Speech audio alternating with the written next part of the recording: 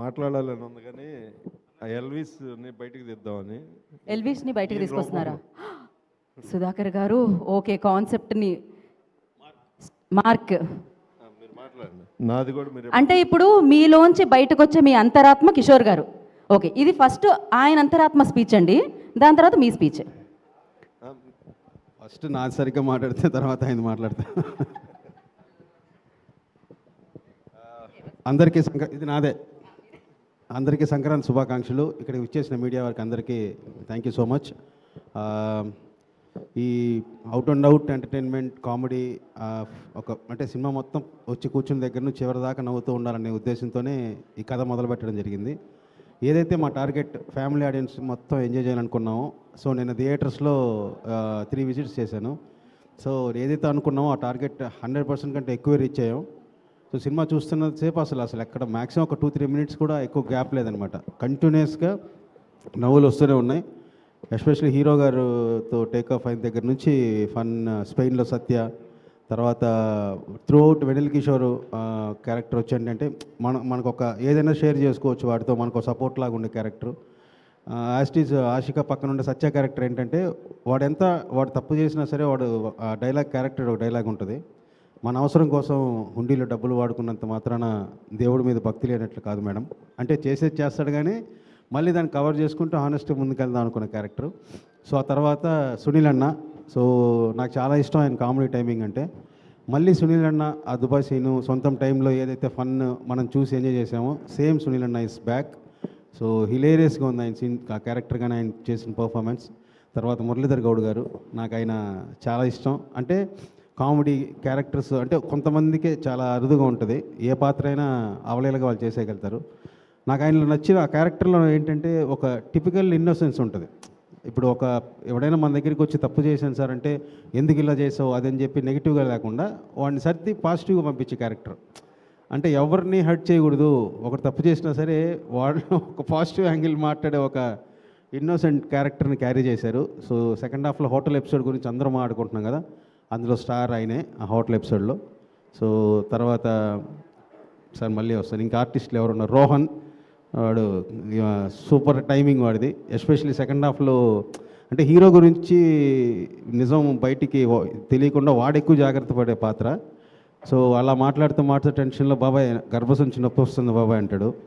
అసలు థియేటర్ మొత్తం బ్లాస్ట్, నీ గర్భసంచి ఏంటరా అని. అంటే ఆ టెన్షన్లో వాడికి ఏం మాట్లాడో తెలియలేదు, మనకు ఉంటుందా అది ఉండదా అవన్నీ పక్కన పెట్టి. సో అలాగే తారక్ పొన్నప్ప గెటప్ సీను చాలా పంచులు అక్కడికక్కడ యాడ్ చేశారు. సో చాలా హ్యాపీ. లాస్ట్ హాస్పిటల్ సీక్వెన్స్ కూడా అంటే ఒక సీరియస్ సిచ్యువేషన్ కూడా చాలా ఫన్నీ వేలో ట్రీట్ చేసాం. So full fun ride. మామూలుగా నా సినిమాలు అందరూ అంటారు మీ సినిమా హ్యాపీగా ఫ్యామిలీతో చూడొచ్చని. సో ఈ 2 సంవత్సరాలు ఈ కథ వల్ల నాకు ఆ ఫ్యామిలీ ఆడియన్స్ ఏదైతే మీ సినిమా చూడొచ్చు అనుకుంటారో ఆ ఆడియన్స్ ఇంకా రెట్టింపు అయ్యారు, డబల్ అయింది. So thank you so much అందరికీ. ఈ సినిమా ఇంత బాగా నచ్చింది.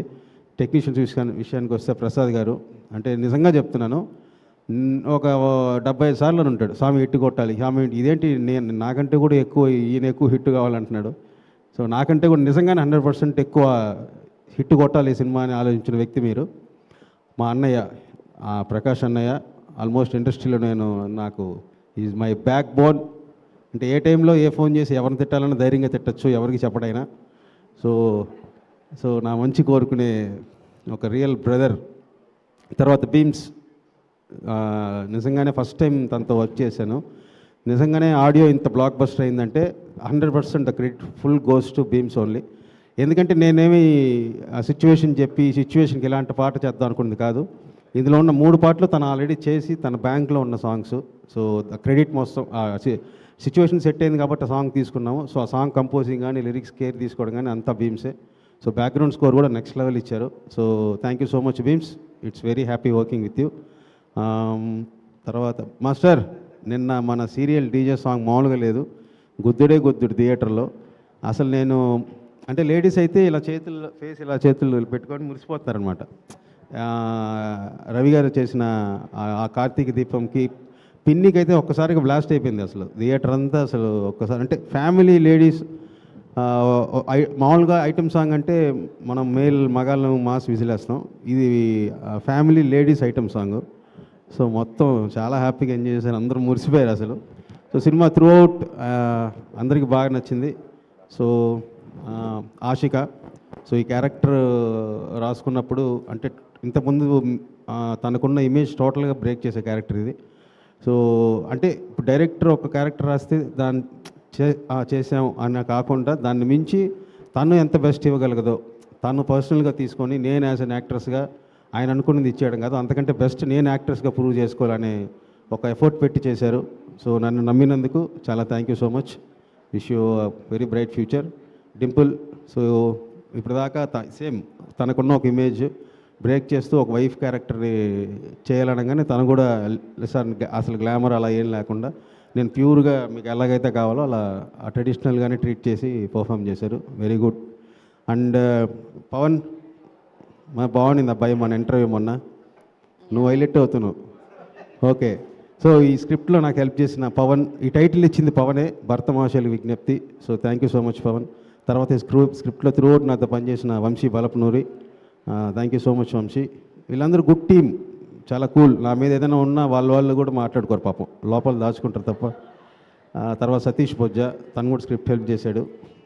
డైరెక్షన్ డిపార్ట్మెంట్ అందరికీ పేరు పేరున thank you so much. And Vijay గారు, శేఖర్ గారు, మహేష్, అందరికీ, Raghu, production team, Raghuram, music, song, lyric super.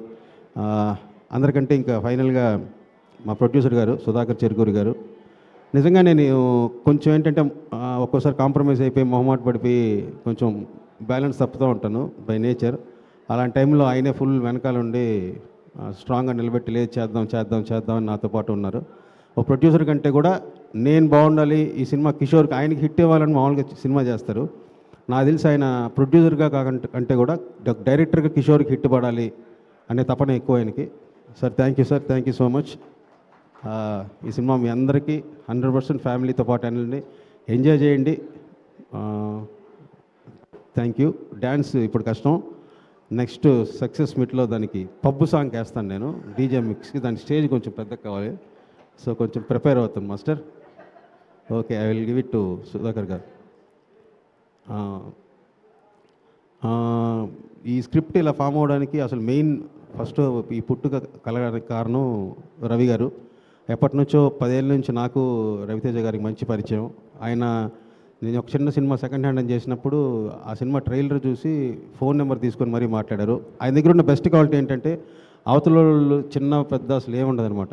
ఎవడ వర్క్ అయినా నచ్చిందంటే ఫోన్ నెంబర్ తీసుకొని మరీ వాడిని అప్రిషియేట్ చేసేదాకా ఆయన ఉండలేరు. సో అప్పటి నుంచి నాతో మనం కలిసి వర్క్ చేయాలని కొన్ని స్క్రిప్ట్స్ అనుకున్నాం. లక్కీగా ఇది కుదిరింది.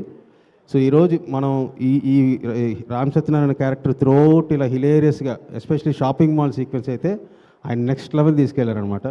సో ఆయన సపోర్ట్ లేకపోతే ఈ స్క్రిప్ట్ ఇంత బాగా వచ్చేది కాదు. ఎవరి క్యారెక్టర్కి అంతంత స్క్రీన్ టైం రావడానికి కూడా ఆయనే ఎక్కువ ఎంకరేజ్ చేశారు. సో దీనికి అన్నిటికీ ఈరోజు ఇంత పెద్ద హిట్ అవ్వడానికి, ఇంత మంచి పేరు రావడానికి main reason Raviteja garu. Very happy working with you sir. Thank you so much. Thank you Kishore garu, thank you so much. And once again congratulations. కాదు, సుధాకర్ గారేమో ఆయనలోని ఎల్విష్ లైక్ మీరు అని చెప్పారు. సుధాకర్ గారు మీరైతే